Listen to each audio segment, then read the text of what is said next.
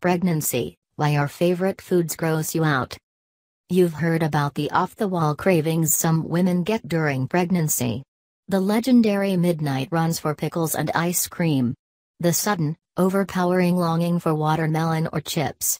You might even have had them yourself. But cravings have a flip side that fewer people know about.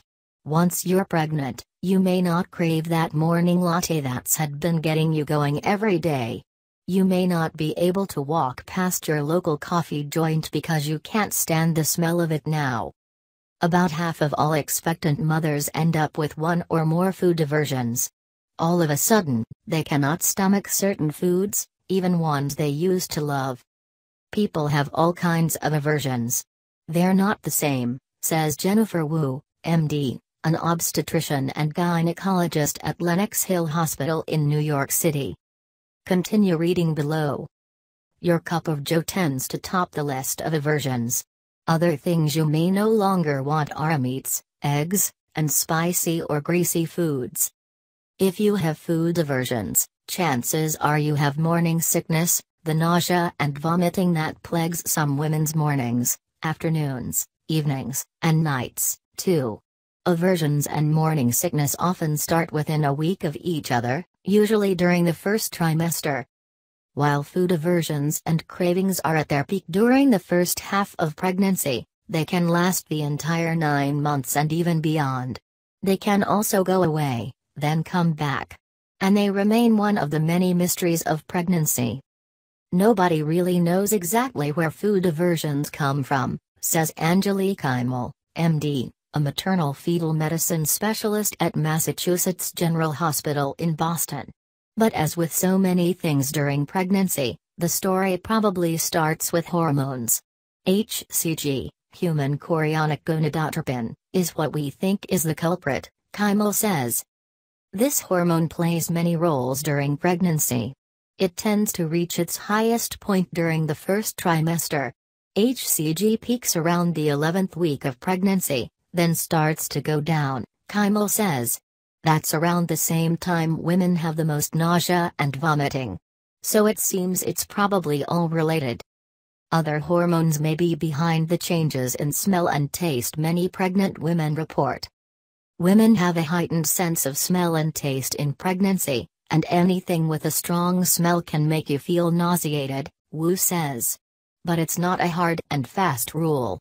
A lot of people have a chicken aversion even though it doesn't smell that strong, Wu says. Hormonal changes also cause you to make more saliva. For some, that can translate into a metallic taste.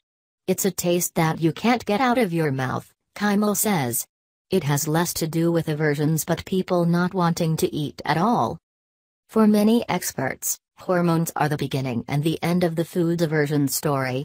Basically, they believe that not wanting certain foods is a byproduct of hormones gone haywire. Others, though, believe food aversions, along with nausea and vomiting, served a purpose to steer women away from foods that might contain things harmful to the mother or the baby. You can imagine that being able to easily detect something that has started to spoil might have been useful, Imel says. To boost the theory, women who have morning sickness tend to have fewer miscarriages, stillbirths, and premature babies.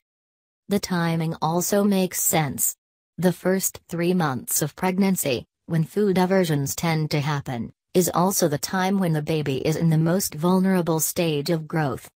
Food aversions are rarely harmful to the mother or the baby, even though you may sometimes avoid foods that are good for you. The main thing is just to be sure that the aversions aren't causing women to avoid certain nutrients or aspects of their diet they need, Imel says. You have to respect the aversions and look at the overall diet. It's hard to say, I'm sorry that food disgusts you, but you still have to have it. And if a woman isn't getting enough nutrients, like those she needs from fish and seafood, another common food aversion, or iron from red meat, iron and fish oil supplements can do the trick. I tell women to listen to their bodies, Wu says. Our goal is mainly to try to get calories in them. Eating a lot of plain bread is not ideal, but we also need to get enough calories. Calories.